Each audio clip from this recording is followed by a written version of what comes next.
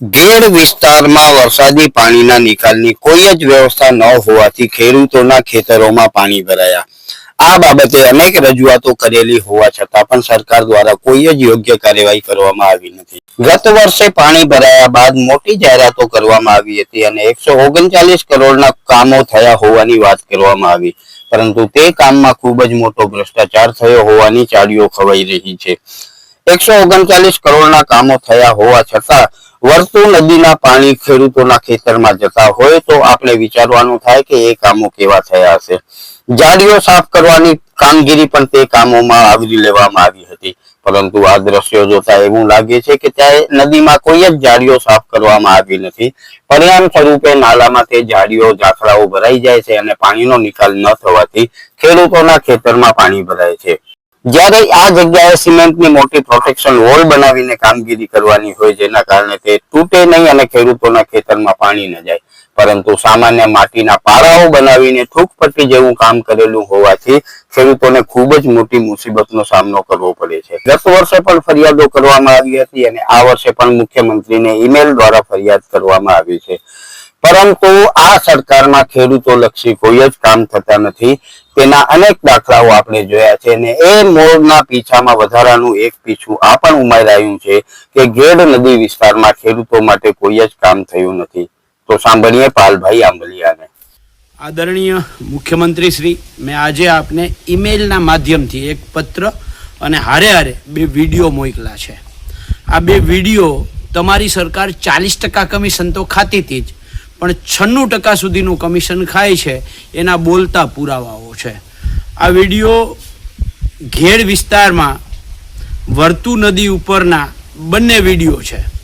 જે બંને વિડીયો જે છે એ તમે ગયા વર્ષે 139 કરોડના કામો જે કર્યા હતા, આ 139 કરોડમાં આ બંને જગ્યાનો સમાવેશ થાય છે. એક છે ગોરાણા અને સિસલી વચ્ચેના પંચકોશી વિસ્તારનો, જ્યાં નદી 7 વર્ષથી તૂટેલી હતી. અમારી અનેક રજૂઆતો પછી ગયા વર્ષે 139 કરોડમાં આ કામનો સમાવેશ થયો. ત્યાં નદીની તૂટેલી નદીને તમે હાંધી તો ખરી, પણ માટીથી હાંધી. જ્યાં સિમેન્ટની પ્રોટેક્શન વોલ કરવાની હોય ત્યાં તમે માટીની દિવાલ કરી દીધી અને એના કારણે તમે જોવો છો અત્યારે વર્તુ જ્યારે ઓવરફ્લો થઈ ત્યારે ત્યાં ખેડૂતો પોતાની રીતે તગારા નાખી અને નદી ત્યાંથી બહાર ન નીકળે, ખેતર ધોવાય નહીં, એના માટેના પ્રયત્ન કરે છે. બીજો વિડીયો જે છે એ આ વર્તુ નદીના જાડી ઝાખરા સાફ કરવા માટે તમે 139 કરોડમાં એનો પણ સમાવેશ કર્યો હતો. જો જાડી ઝાખરા સાફ કર્યા હોત તો આ બીજો વિડીયો જે છે એ રાવલ પાસેના સતીતળ પુલનો છે. આ પુલ તમે જોઈ શકો છો કે આખા પુલની અંદર આ રીતે જાડી ઝાખરા ભરાઈ ગયા અને આખો પુલ છે એ બ્લોક થઈ ગયો, ડેમ થઈ ગયો અને એના કારણે નદી ત્યાંથી ઓવરફ્લો થઈ અને ખેડૂતોના ખેતરોમાં ઘૂસી. હવે સવાલ એ છે કે જો તમે જાડી ઝાખરા સાફ કર્યા હોત તો આટલા જાડી ઝાખરા આવ્યા ક્યાંથી? અને આવ્યા તો એ સાફ કરવાની જવાબદારી સિંચાઈ વિભાગની હતી, એની જગ્યાએ ખેડૂતોએ પોતાના જેસીબી રાખી અને આ સાફ કરે છે. આ બંને વિડીયો તમારા ભ્રષ્ટાચારની ચાડી ખાય છે અને આ રીતે જ તમારા છેલ્લા 30 વર્ષની કામગીરીના કારણે જે ઘેડ 30 વર્ષ પહેલાં માત્ર 25,000 હેક્ટરમાં હતું એ ઘેડને તમે દર વર્ષે આવી જ રીતે ભ્રષ્ટાચારયુક્ત કામગીરી કરી અને 1,25,000 હેક્ટરની અંદર ફેલાવો કરી દીધો.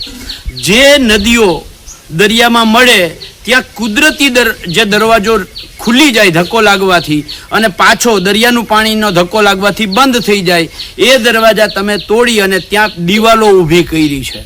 જ્યાં ઘેડની અંદર 1 મીટરનો રોડ કરવાની ઘેડ સમિતિ દ્વારા મનાઈ હતી, એ ઘેડ સમિતિનો પહેલાં તો તમે નાશ કર્યો અને 1 મીટરની જગ્યાએ તમે 3-4 મીટરના રોડ કર્યા. જે નદીઓની અંદર ઊંડી પોડી કરવાની હોય એની જગ્યાએ તમે નદીઓમાં જ ચેક ડેમો ઊભા કર્યા જમીનની સપાટી બરાબર. એના કારણે આખી નદી બ્લોક થઈ અને નદી બહાર નીકળી અને ઘેડ આખું પાણીમાં ડૂબ થયું. તમે દરેક તમારી કામગીરી છે એ નેશનલ હાઈવેની કામગીરી હોય કે ત્યાં ઘેડમાં આવતા જેતપુરના ડાઈંગ ઉદ્યોગના કેમિકલમાં આવતો જે કચરો છે, કેમિકલ કચરો, એની કામગીરી હોય, દરેકમાં ભ્રષ્ટાચાર કરી અને ઘેડને બરબાદ કામ બરબાદ કરવાનું કામ કર્યું છે અને આ બોલતા પુરાવા રૂપી 2 વિડીયો હું આપને મોકલું છું.